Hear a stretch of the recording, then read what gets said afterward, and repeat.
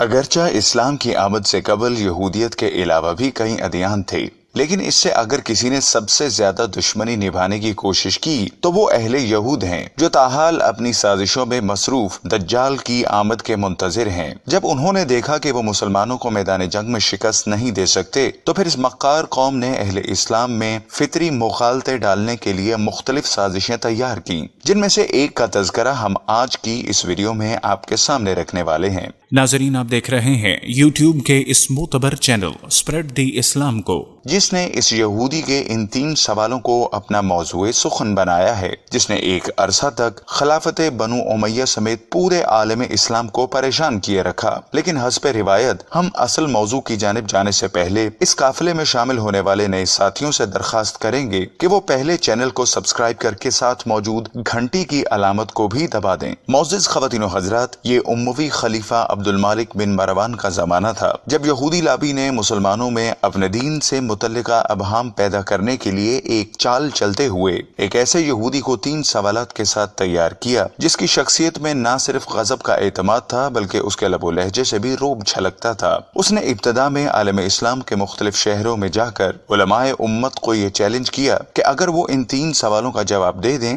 تو وہ بھی اپنا مذہب چھوڑ کر ان کے ساتھ شامل ہونے کا اعلان کر دے گا۔ لیکن کوئی بھی مرد میدان ایسا سامنے نہ آ سکا جو اس کے 3 میں سے صرف ایک سوال کا جواب دے پاتا۔ اس عمل نے اس یہودی کے اعتماد میں اور بھی اضافہ کر دیا تھا، جس کے بعد اس نے تفاخرانہ انداز میں بغداد کا قصد کیا، جو کہ نہ صرف سلطنت اسلامیہ کا دارالخلافہ بلکہ اپنے عہد میں علم و ہنر کا مرکز سمجھا جاتا تھا۔ اس نے بغداد کے گرد و نواح میں جا کر مختلف اجتماعات میں ان 3 سوالوں کی گردان شروع کر دی، لیکن حسب توقع کوئی بھی شخص ان کا جواب دینا تو خجا اس کے سامنے چند لمحوں کے لیے ٹھہر بھی نہ سکا، اور اب اس کے ان سوالوں کی گونج دربار شاہی میں بھی سنائی دینے لگی تھی۔ سو پھر ایک دن ایسا بھی آیا جب اس کی رسائی دربار خلافت تک ہو بھی گئی۔ خلیفہ عبد الملک نے اس کے سوالات کے جواب کے لیے اپنے درباری علماء کرام کو اکٹھا کیا، لیکن جب اس نے ان کے سامنے اپنا پہلا سوال کہ خدا سے پہلے کیا تھا رکھا تو سب گونگے بن گئے اور کسی کے پاس اس کا جواب نہیں تھا۔ عبد الملک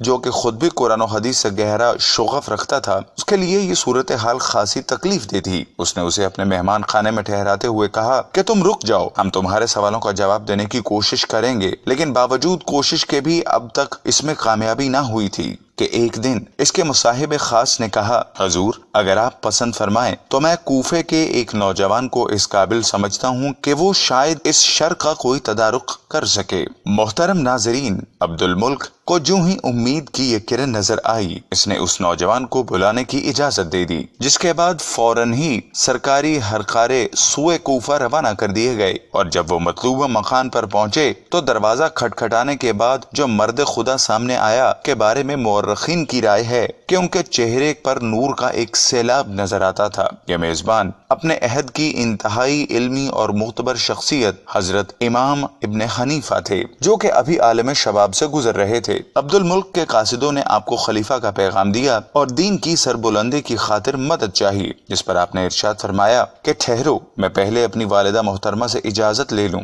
اس کے بعد آپ اپنے استاد امام حماد رحمت اللہ کے پاس تشریف لے گئے اور ان سے بھی اجازت کے ساتھ دعا کی درخواست کی اور سوئے بغداد روانہ ہو گئے۔ ناظرین، وہ منظر یقیناً دیدنی ہوگا جب خلیفہ کے دربار میں مختلف درباری علماء کے علاوہ مصاحبین کی بھی ایک بہت بڑی تعداد موجود تھی، جبکہ وہ لائن اس وقت تک دربار خلافت میں اتنی اہمیت اختیار کر چکا تھا کہ اس کی نشست خلیفہ کے ساتھ لگائی جاتی تھی۔ سوال و جواب کا سلسلہ شروع ہوا اور اس نے اپنی روبدار آواز میں ابھی اتنا ہی کہا تھا کہ میرا سب سے پہلا سوال یہ ہے کہ آپ نے اسے روکتے ہوئے کہا، نہیں، تم مانگنے والے ہو اور میں دینے والا۔ سو یہ زیب نہیں دیتا کہ ایک مانگنے والا دینے والے کی نشست پر بیٹھ کر سوال کرے۔ یہ سن کر عبد الملک کا چہرہ کھل گیا اور حکم دیا کہ تم وہاں جاؤ، اور جناب امام کو اس کی نشست سونپ دی گئی۔ اس نے دوبارہ کہا کہ میرا پہلا سوال یہ ہے کہ خدا سے پہلے کیا تھا؟ آپ نے انتہائی وقار کے ساتھ کہا کہ اعداد کا شمار کرو۔ اس نے 1 سے گنتی شروع کی تو فرمایا کہ نہیں،